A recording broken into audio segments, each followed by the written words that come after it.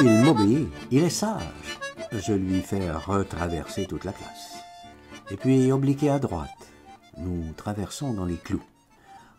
Ok, colonel, ok d'abord. On y est, et on s'immobilise là, pile. Il s'immobilise, tout est bobby. Venez, venez, colonel. Quoi, des fleurs? Des fleurs! Qu'il me fait? Quoi des fleurs? Des fleurs pour Gaston, plein de fleurs pour Gaston. Je vais pas le contrarier. Je veux offrir des fleurs à Gaston, plein de fleurs à Gaston, plein de fleurs à Gaston. Mais oui, colonel, mais oui. Achetez-moi des fleurs pour Gaston. Je sens gêne. Qu'est-ce que vous voulez comme fleurs? De tout. Tout pour Gaston. Des roses et plein de glaïeuls. Je vous tue si vous voulez pas. Plein de roses aussi, hein, plein de roses. L'air qu'il dit ça, il le pense. Les flics nous observent. De l'autre côté de la chaussée, du trottoir d'en face. Qu'il me pique une autre crise, mon merle, il rapplique, il nous embarque. J'achète donc, c'est moi qu'obéis. Je lui laisse prendre une rose. 10 roses, tout ce qu'il veut. Et il veut pas que des roses, il veut des lys et des œillets, 3 bottes de lys, et puis un hortensia en pot, un énorme. En plus des glaïeuls, je règle la marchande, je dis rien. Ça va faire plaisir à Gaston. Il jubile. Heureusement, je vois mon bistrot là, en face, juste en face. Encore d'autres clous. C'est là, colonel. Ça y est, on y est, tout chargé de fleurs, en passant devant le comptoir, j'explique. On va se mettre au fond, hein? On sera mieux avec les fleurs, c'est pour un mariage. Le fond, c'est la salle de billard, cette salle est sombre. C'est pas l'heure des joueurs, je répète aux garçons. On va ensemble à un mariage. Lui, là, mon louf, du coup des fleurs, il est tout autre. Dans la joie qu'il est, il grogne plus, il est aux anges. Est-ce qu'il va être content, le Gaston, hein? Je crois bien, je crois bien. Il aime bien les roses ou les lys? Il raffole des deux. Et les écrivains, comment qu'il les aime? Il aimerait bien qu'ils crèvent tous. Qui écrirait alors ces livres? Quelle question! Mais vous, colonel, pardi, vous tout seul. Tous ces livres? C'est une bonne blague, bien sûr, personne autre. Je pourrais. Ah là là, un jeu pour vous. Quel jeu? Mais voyons, je vous ai raconté la technique. Ah, c'est vrai, c'est vrai. Vous avez tout oublié. Oh non que non, j'ai rien oublié. Le rail émotif, le métro, dardar à 3 points, Pigalle ici 1 minute. Et puis, tous les lecteurs ont surcelé. Bon, mais c'est pas tout, c'est pas tout. Le style profil est spécial. Exactement. Le génial rendu émotif, la grande révolution des lettres. Encore, colonel. Enfin, Céline vint. Avec conviction, colonel, pas par-dessus la jambe. Céline, soyez pénétré. La foi, colonel, répétez. Enfin, Céline vint. Bon, là, c'est mieux, c'est pas mal, mais encore. Je vous ai pas parlé de cinéma. Si, qu'il était foutu, le cinéma, que le style émotif l'avait tué. Très bien, très bien. Mais vous, Gaston, dites-moi, Gaston. Ça y est, ça reprend, ça marotte. Nous allons le voir, je vous ai juré. Tout pour qu'il ne me repique pas une crise. Je vois les flics dehors, qui vont, viennent. Ils rentrent nous cueillir, pas un pli. Si mon sacripant rafute, on n'y coupe pas. Faut que je l'occupe. Prenez donc quelque chose, colonel. Oh oui. Il bondit, un saut aux zinc. Il m'a encore échappé, le bougre. La détente qu'il a. Et il chante. Glou, glou, glou, glou, voici la Parisienne.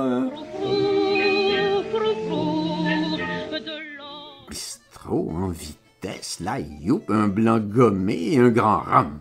Et un demi, et un café noir. Il commande, il se ravise. Non, pas de café noir, un crème. Là, il me montre du doigt au bistrot et à sa femme.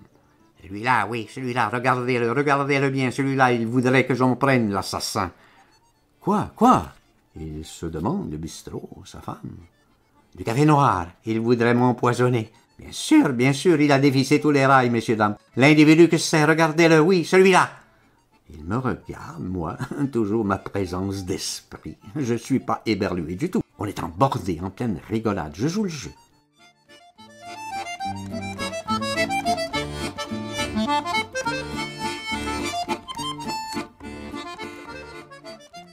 Joyeux invité, marrant au possible. Garçon d'honneur, la preuve, notre gros Hortensia, notre peau, fameux tri qu'on est. Déjà fin rond sous, c'est tout, voilà, le bistrot, la bistrotte se demande. Puis il rit aussi, ça va. Ils se mettent à rire, ils trépident aux uns qu'on louffe. Il entrechoque les verres pleins, il en faut un par terre. Un plein, deux, puis trois. Je fais signe qu'il faut pas le contrarier. Et il lui verse un autre verre de bière. Ce coup-là, il le boit et il verse tous les autres verres dans son demi-vide. Le blanc gommé, le grand cognac et un kirsch en plus. Oui, le kirsch d'un client. Dites donc que le client râle. Ah, et puis quand même, le petit noir, il enquille tout. On part. Maintenant, la hâte que je paye et qu'on se taille. Voilà, colonel, voilà. Je suis aux ordres. Il titube. Je dis, il va vomir. Il dégueule devant les flics. Ou sur les flics. On prend un taxi, colonel. Il veut pas. Non, faites attention à mes fleurs. Je porte le pot, lui il a les gerbes plein les bras, les lys, les glaïeuls, les roses. Je vais pas le contrarier. Lâchez pas le pot. Il me recommande, mais il vogue et houle. Je lui rattrape ses fleurs, le beau con, et je l'épaule. Je le soutiens qu'il marche. Les gens nous suivent. Il a des hoquets. On arrive au pont des Arts. On avance, mal, mais on avance. C'est bien grâce au parapet qu'à un cas, je le pousse contre le parapet. De la façon qu'il oscille, il se foutrait sous l'autobus. Il y a des autobus féroces. Moi-même, je tenais difficilement, je veux dire, debout. J'étais extrêmement fatigué. Moi, c'est parler qui me fatigue. J'aime pas parler, je hais la parole. Rien m'exténue plus. Pour ce sale con que j'avais parlé, pas qu'un peu, une bavette d'heures. Lui qu'aurait dû tenir le crachoir, foutu intervieweur mes nouilles. Il me l'avait choisi, de la façon qu'il titubait, s'il se nouait les pieds, se les entremêlait, qu'il bascule sous l'autobus. C'était possible. Il me faisait de ses embardées, de ses à-coups, une brute. J'avais vu.